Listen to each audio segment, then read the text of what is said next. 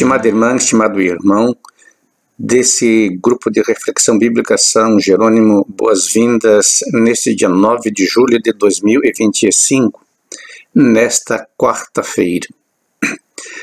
A leitura que nos propomos a meditar nesse dia é o Evangelho, sugerido pela liturgia, que é o Evangelho de Mateus no capítulo 10, versículos 1 a 7.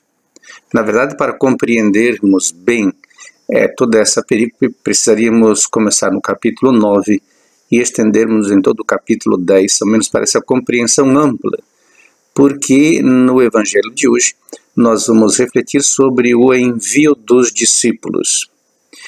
Na verdade, os primeiros discípulos foram convocados lá, já antes do Sermão da Montanha, lá no capítulo 4 do Evangelho de Mateus.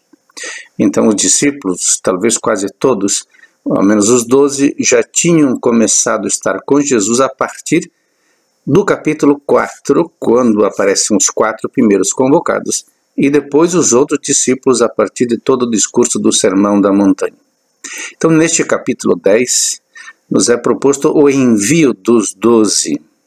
Claro, 12 no sentido da numerologia judaica. Mateus é especialmente fiel a isso, e também Marcos. Quem vai superar essa numerologia vai ser Lucas, entre o capítulo 9 e o capítulo 10, colocando no segundo envio não apenas os 12, mas os outros 72. Ficando no Evangelho de hoje, então a primeira questão que nos provoca um pouco a refletir é sobre a autoridade dada aos discípulos. Observamos que não existe discriminação de hierarquia ou de autoridade. Todos eles recebem o mesmo mandato. Tanto Pedro, que é o primeiro, quanto Judas, o traidor, que é o último desse elenco dos convocados ou dos enviados. Então, todos eles recebem essa autoridade porque não há discriminação de autoridade ou de poder no envio.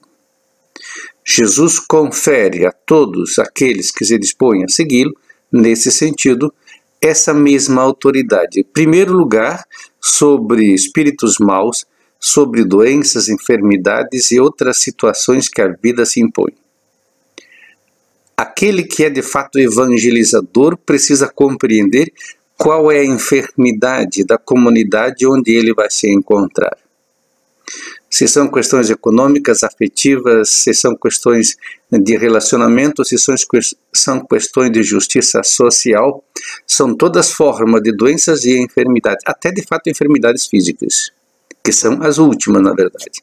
As mais cruéis são essas enfermidades da mente, e para isso é preciso o discernimento e diríamos assim, a possessão do Espírito Santo, para poder entender e discernir.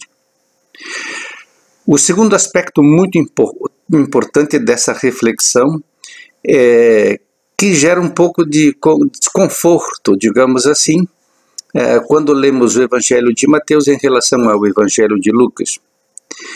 Nesse Evangelho, Jesus diz: não tomeis o caminho dos pagãos, ou não entreis na cidade dos samaritanos, no texto que segue. Por que essa proibição? Seria de fato uma prudência de Jesus diante dos discípulos inexperientes nesse primeiro envio, nessa primeira missão? Seria de fato fazer com que primeiro eles começassem em casa. Por isso, ide antes às ovelhas perdidas da casa de Israel. Na verdade, esse mandato de Jesus de ir primeiro às ovelhas perdidas da casa de Israel, nós encontramos de maneira muito categórica em toda a missão de Paulo, ou em toda não, mas quase toda, quando de fato Paulo se separa na Antioquia da comunidade judaica e decide ir aos pagãos, diante da resistência dos judeus ao Evangelho. Então, ir antes às ovelhas perdidas da casa de Israel também é um outro aspecto que se abre muito na nossa reflexão e nosso entendimento. Começar em casa, começar por si próprio. A primeira conversão é a nossa, a primeira transformação é a minha. Eu não posso pretender transformar os outros se eu ainda não fiz essa passagem, se não fiz essa transformação, essa metabolização do Evangelho? Como diz o Apocalipse no capítulo 10, ou então Ezequiel no capítulo 3, engolir o rolo. Então, primeiro faça a sua experiência, depois a sua casa. Por fim, sim, então vá até os confins do universo, que é aquilo que no Evangelho de Mateus encontramos lá no capítulo 28. Nesse aspecto, a mensagem para todos é igual também. Anunciai o reino de Deus. Dizei que o reino de Deus está próximo. Portanto, se o reino de Deus está próximo, ele não está distante, não está longe, também não vai chegar no fim do mundo. O reino de Deus está aqui e agora. É uma questão de discernimento, de entendimento e de abraço nessa proposta do Evangelho.